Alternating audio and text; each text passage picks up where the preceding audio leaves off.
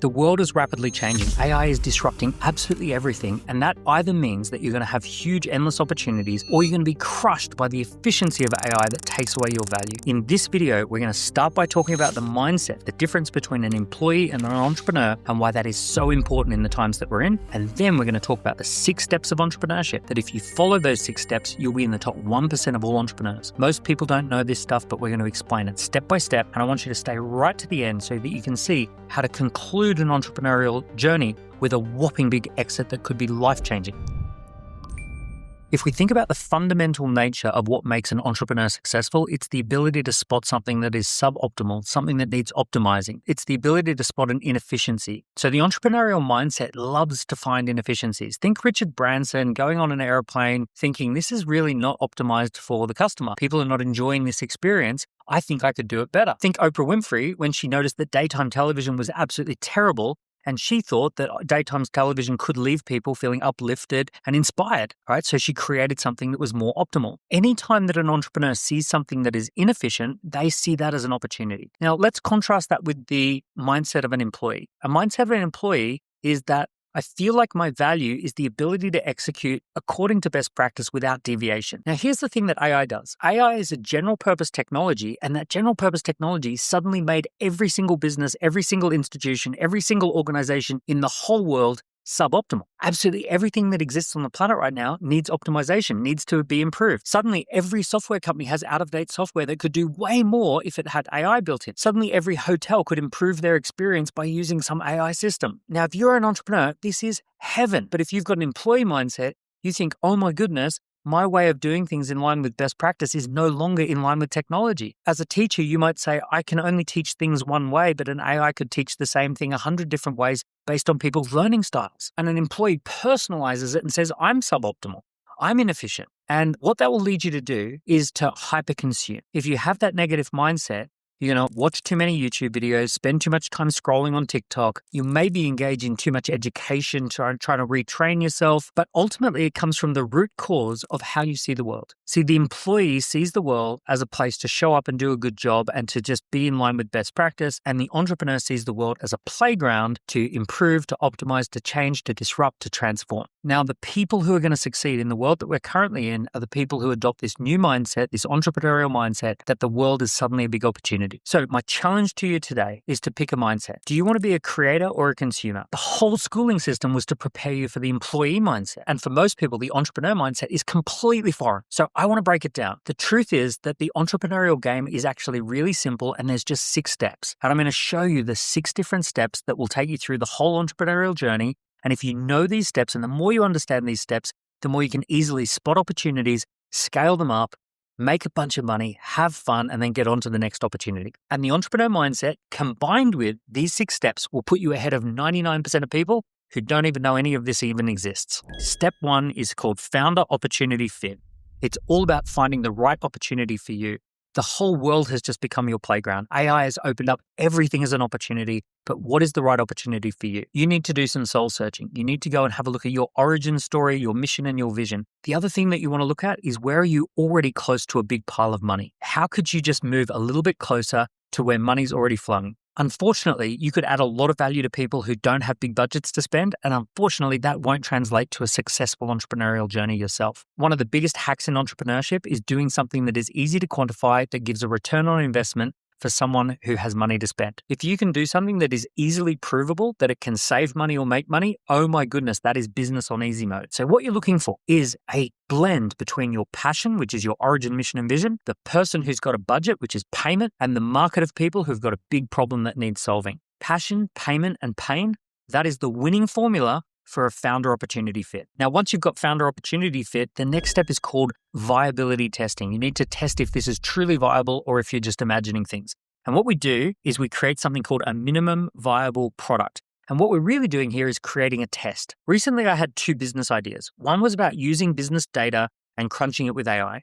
And then the other one was about understanding how to create better YouTube videos and using AI for that. And what I did is I launched 2 waiting lists within a couple of weeks of each other. Now, one waiting list got about 720 people on the waiting list. And that was a great success. I did a social media post. I made a little video. and 720 people joined the waiting list for that. Now, the second idea, I did the exact same amount of social media posting. I made a little video, I put out a few posts, but 4,500 people joined the waiting list. Both of those opportunities had really good founder opportunity fit, but when we did viability testing, one opportunity was 5 times better than the other. Now, as you may have already worked out, one of the best ways to do an MVP is a waiting list campaign. When you launch a waiting list and you ask people to fill in some questions about who they are, what they're trying to achieve, and how much money they've got to spend, you can very easily quantify how good the opportunity is. I really recommend doing this with a friend. So whereas founder opportunity fit is a soul-searching exercise that you do with yourself and some mentors, an MVP test is something that ideally you want to work with a co-founder, a friend, an assistant, a helpful buddy. You want to kind of have the both of you thinking about, can we sell this? Can we build this? Can we sell it and can we build it are the two main questions that you're trying to figure out when you're doing viability testing. Now, here's the thing. 90% of entrepreneurs don't even know these first 2 steps, or they're at least not even doing these first 2 steps. Simply putting a little bit of extra effort into founder opportunity fit and viability testing will put you in the top 10% of all entrepreneurs. Now, what I'm about to share with you next will put you in the top 1% of entrepreneurs. Now, the next step is called product market fit. This is where you take that thing that has been viability tested and we begin the process of taking it to real life customers who are really going to pay. And what we're going to try and do next is get 30 to 150 real paying customers who adopt a trial, who pay something for the product or service, and we're going to figure out how they use it, what results they get, what they like about it, what they don't like about it. And what we're also going to try and find out, is there a special group of people who really get great value from this product? Can this product be improved for that group of people who really, really love it? Now, if you can do that, you're going to achieve product market fit. Product market fit involves making sales. You have to get out and talk to people. Now, I see so many entrepreneurs that want to skip this step. They want to build a digital business where they never have to talk to a real customer. They certainly don't want to have 150 proper conversations, and they're just trying to put stuff online so they don't have to interact with real humans. Now, if you resist the urge to keep people at arm's length, you're going to have a breakthrough, because it's when you're talking to customers, it's when you're doing the sales that you're going to have your best insights. Customers will tell you what they want at this point. When it comes time to part with their hard cash, they're going to say, does it do these 3 things? When they're actually paying for the product, they're going to tell you, this is what I like and this is what I don't like and here's what I want you to change. Now, the one thing I also want you to pay particular attention to is the ability to spot a subgroup of people who would be massively disappointed if you disappeared. Now, if you find that subgroup of people, the people who really, really love what you're doing, then you can expand upon that group, but you've got to be able to find them. So product market fit is making improvements to the product and finding the types of people who really, really love what you do. Now, you typically do this with a group of 4 people.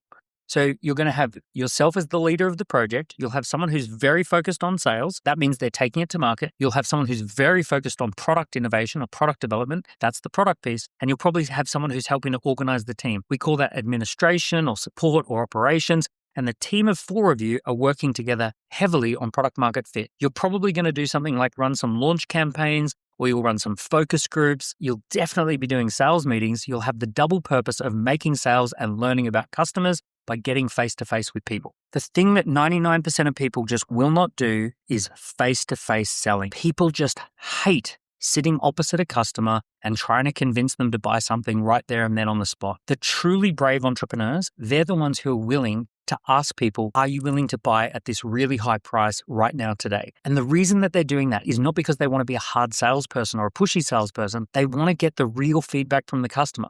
They want to create a tense moment where the customer has to tell you what's really going on in their head. See, it's really comfortable to just put pretty things on the internet and hope for the best, but it doesn't work. What works is talking to customers, creating moments of tension and seeing what they say. Go to market, this is the step where everyone thinks of their business is actually starting, because now you've got a product that people want, you've got a type of customer that you want to target. Go to market means cranking the handle and making sales. Now, here's what you're going to focus on with go to market. You are going to focus on something called LAPS. LAPS stands for leads, appointments, presentations, and sales, or leads, appointments, proposals, and sales. And here's what you're going to do. You're going to get into a weekly rhythm where every single week you do the same things over and over and over again. You're going to do something that generates leads. You're going to book those leads into appointments. Those appointments are going to get in front of someone and see a presentation or a proposal, and then some of them are going to buy it. And the goal here is to get into the rhythm of acquiring customers and then getting them to enjoy the product or service and feel good and refer a friend. And you want to build a little pipeline. And this is what it feels like to have a business that's starting to take off. The money starts to flow. In many cases,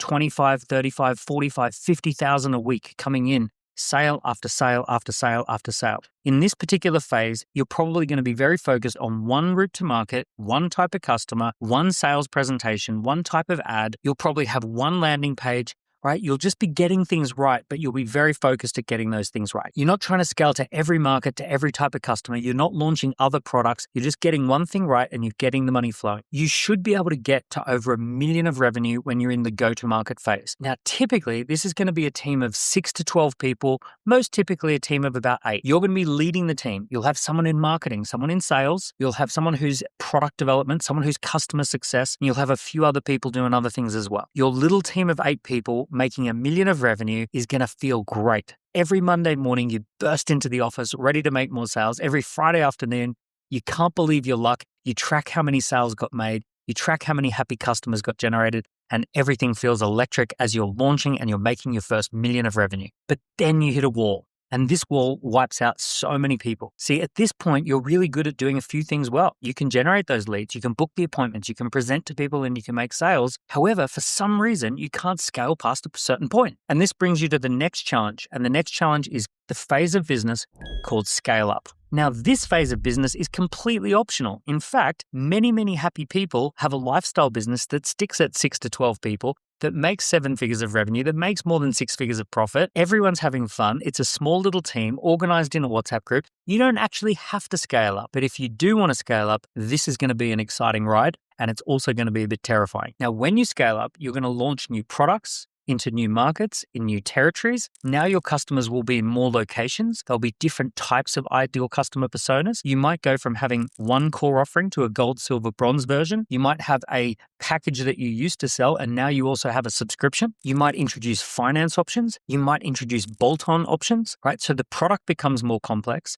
The number of types of customers that you talk to is more complex, and the geographies that you're covering is more complex as well. Now, all of that requires new people and new systems. Now, in the scale-up phase, you're going to jump from a team of less than 12 people to a team of more than 30 people. And here's one of the things that's going to blow your mind. You're going to have a leadership team, and that leadership team is going to be about 5 people. You'll typically have a CEO, a CFO, a CTO, a COO, and a CMO. And all of those people will need their own teams of people reporting to them in order to get their job done. So what used to be this lean, low overhead, little fun business now suddenly has a big, expensive leadership team and then a wider performance team to make everything happen. Oh my goodness, the type of money that you used to be thrilled to make in a month, now you have to make that in a week or else you're going backwards. To simplify things, I want you to think about it like this. A scale-up team has a senior leadership team, it has a growth team, it has a product team, and it has a data and insights team. Now, for growth, you're going to generate leads and make sales. So marketing for lead generation and sales for closing and doing business. The insights team is going to have performance data and financial data. So you're going to understand the finances of the company and you're also going to understand all the other metrics that tell you how the company's performing.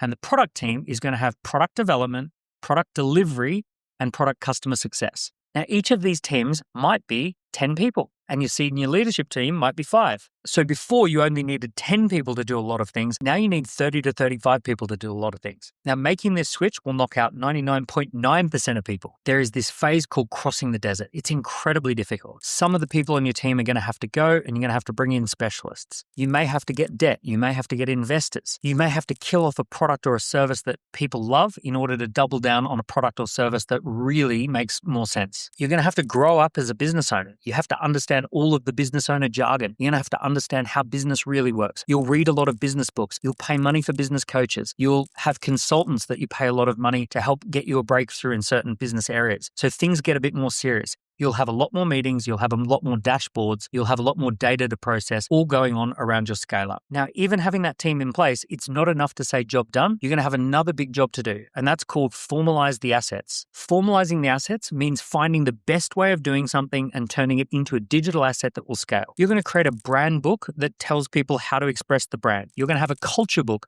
that tells people how to act within the team. You're going to have formal channels to market. You're going to formally win awards. You're going to formalize your intellectual property, register it, and own it. You're going to start creating explainer videos for all of your products. You're going to create internal training videos for all of your team. So this is all part of this thing called formalization of the assets. Everything that's going on that is your best practice in this business needs a way of doing it, a system of doing it, and we need to formalize that into a digital asset. And the next big challenge is called quality of earnings. Quality of earnings means that you have to figure out what's profitable and what's not profitable within your business. You're going to have to prioritize things like recurring revenue as opposed to one-off services revenue. You're going to have to prioritize scalable product revenue or software revenue over unscalable services revenue. So you're going to be crunching a lot of data, rethinking the business, talking to consultants, in order to improve what's called quality of earnings. One of the things that you'll be doing is looking at the financials of your business much more closely than you ever did before. You'll be understanding this new terminology called EBITDA, the actual profit of your business. You'll be going through line by line, trying to understand things like unit economics. So all of this means that you're a more advanced business owner, which means you're going to get more advanced results. But here's the thing, if it was easy, everybody would do it. And you should thank your lucky stars that not everybody can do it, because that's why it's worth so much. Now, this takes us to the final step. The sixth step of the business is exit. Whether you like it or not, it's non-negotiable. You will exit the business. One way or another, you are not going to stay in this business forever. You will either own it until you die, which means you exit that way, or you will exit because your time is no longer involved. You start elevating yourself into other projects. Maybe you launch something else. Maybe you take on an acquisition and your focus goes over there. So you're in a position to exit the day-to-day of running this business. You'll have a senior leadership team that doesn't need you that often. So at this point of exit, you may sell the business for a massive amount of money. This could be an incredible moment where suddenly your life changes dramatically. You've been spending the last 5 or 10 years running this business, doing acquisitions, doing scale-up work, figuring out customers, figuring out markets, and now you sell the business and you're back to scratch. You can start thinking clearly again with no baggage. So how do you sell the business for the most amount of money? Well, you're going to have to figure out who's going to buy the business. People buy the business because they're strategically interested in the business, which means it's a good fit with what they've already got. They're financially interested in the business. They can fund the acquisition through debt, and then they can buy it and the business can service the debt. Or they might buy it because it's a trophy asset. They really want to own it because they really love the awards, the team, the product. It just really ticks some emotional boxes for them. You're going to want to find multiple buyers who have different angles for why they want to buy it, and you want to play them off against each other. Now, the things that they're going to care about before they ultimately buy the business is, number one, they want a business that has great financials. They want to see that the quality of earnings is good, and they want a financial forecast that goes 5 years into the future that shows them what's going to happen if they buy this business. Your job is to give them a beautiful financial forecast showing them the future of this business if they buy. Now, if it's a strategic buyer who can put lots of new customers in, you want to reflect that in the financial forecast as well. Don't let them think this up on their own. Show them exactly what's going to happen when they buy it. So you want to document all those assets and catalog all those assets so that when they buy the business, they know what they're getting. They may not be aware that you have an amazing YouTube channel with 1,000 videos. You want to make it painfully obvious. This is something that comes with the purchase of the business. And one of the best things that you can do if you really want to sell the business for a lot of money is have multiple people who want to buy it all at once. That bidding war really puts the price up. A friend of mine thought he was going to sell his business for 120 million and ended up selling it for over 200 million because the two buyers bid it into the stratosphere. He said that it took 15 years to build a $120 million business and 24 hours to get to 220 million. Now, that only happens when you've got two people who really want one thing. So there you have it. Those are the 6 steps. These 6 steps, the more you understand them, the more you will be ahead of 99% of people. Entrepreneurship is like the airline industry. Most things crash and fail, but a few things reliably take off, land, and do really, really well again and again and again. Entrepreneurship is actually a narrow path. You need to know what to do at each of these 6 steps in order to create value. Okay, so I hope you enjoyed this video. You may want to build a lifestyle business, and I created a video explicitly about how to build a lifestyle business. You can click the link and have a look at that next. I hope your business is doing really, really well, and I look forward to seeing you soon.